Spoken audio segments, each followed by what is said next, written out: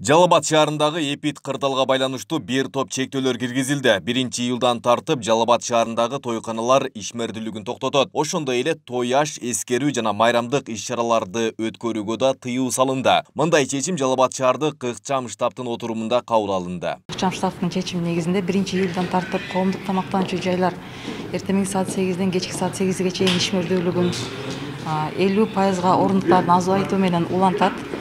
Кечки саат 8ден баштап доставка менен иштешет. 1-июлдан тартып тойканалар өзүнүн ишмердүүлүгүн убактылуу токтотушат. Шаардык мэрия тарабынан МЧСке 85 000 сом акча которулду. Бул дезинфекция жүргүзүү максатында шаардын айлана территориясында дезинфекция жүргүзүлөт. Мындан сырткары бардык мекеме ишканалар, коомдук транспорттор, супермаркеттер, тамактануучу жайлар бет кап жана антисептик колдонуу менен келген жарандардан да талап кылууга милдеттендирилди. Жогорудагы талаптардын аткарылышын көзөмөлдөө үчүн тынымсыз рейдтер өткөрүлүп, мыйзам чегинде чаралар көрүлүп, айып пул салынат. Облас аралык, район аралык каттамдарга дагы мониторинг жүргүзүп, аларга эскертүүлөрдү бергенбиз.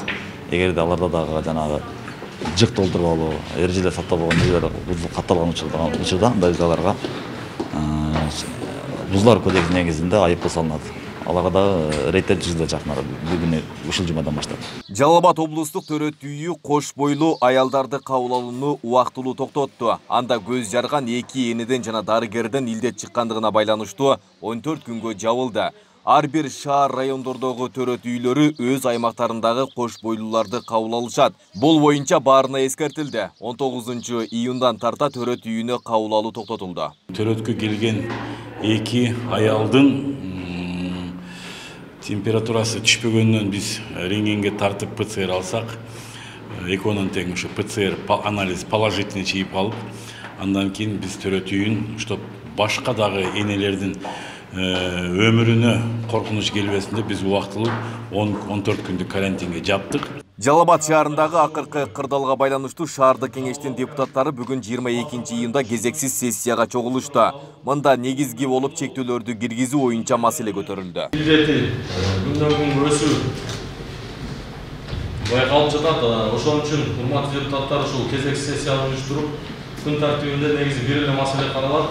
Сессиянын жүрүшүндө Жалал Абад шаардык кеңештин депутаттары тарабынан аткаруу бийлигине сын айтылды. Мында жумуш толугу менен жүрбөгөндүгү үчүн илдет күн сайын көбөйүп жаткандыгы айтылды. Интернеттен көрөбүз, кылган результатыңар 0.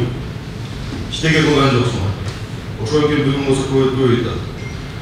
Ошон кандай иштер кылдыңыз, ошол так айтып бериңичи. Не кылдыңыз? Мына сүрөткө түшкөндөн башканын барын айтып. Бирок бул айыппулдун аздыгынан 1000 сомдон 3000 сомго чейин болгондуктан көптөгөн ишкерлер бул эмен талапты эми ушул штрафты төлөп койсом дегендей кайдыгер мамиле жасаган учурларда болуп жатат да. Милиционер болсоңуз, сизге дагы не керек болуп коючу? Биринчи вопрос. Не керек? Бардыгы бар болсо, бийлик колунда болсо, не керек дагы? Мен түшүнбөйм да сиздерчи. Тогот коюшту. Милиция менен чыккыла, кафелер боюнча айтып берсеңиз, мен өзүм кафе иштетем. Бир жолу туруп басып келген жоксуң, бир жолу. Эч ким маса такан жок ол жерде. Ал менден баштап акчаны такан жок. Башка штраф койбойсуңар ошол. Бир айга кафе, ресторан, бала бакчаларды, мечиттерди жабуу боюнча депутаттар тарабынан сунуш киргизилип, эл өкүлдөрү тарабынан талкууланды. Азыр ушу көтөрүлүп Былтырда ушул малдар бүткө жеткен июль айында. Июль ушу күндөргө чейин баардык нерселер ушул жабылышына керек.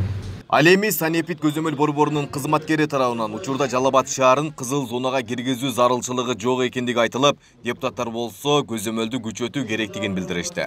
Ошонун статистикасын чыгарбайсыңар.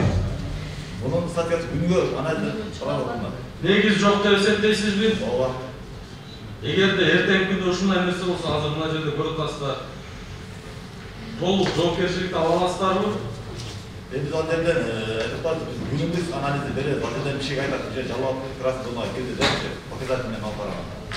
Бүгін 22 июнга карата Кыргызстанда коронавирус 931 адамдан табылды. Ошол эле учурда 522 бейтап айыгып чыккан. Bir gün içinde илдеттен 8 адам каза болгон. Белгилей кетсек, пандемия башталгандан бери Кыргызстанда оору жуктурган жалпы 116.546 учур катталды. Анын ичинен 105.932 адам оорудан айыгып чыкты. 1945 бейтап каза болду. Айбек Исабеков, Аскар Мамат Исаков, Регион.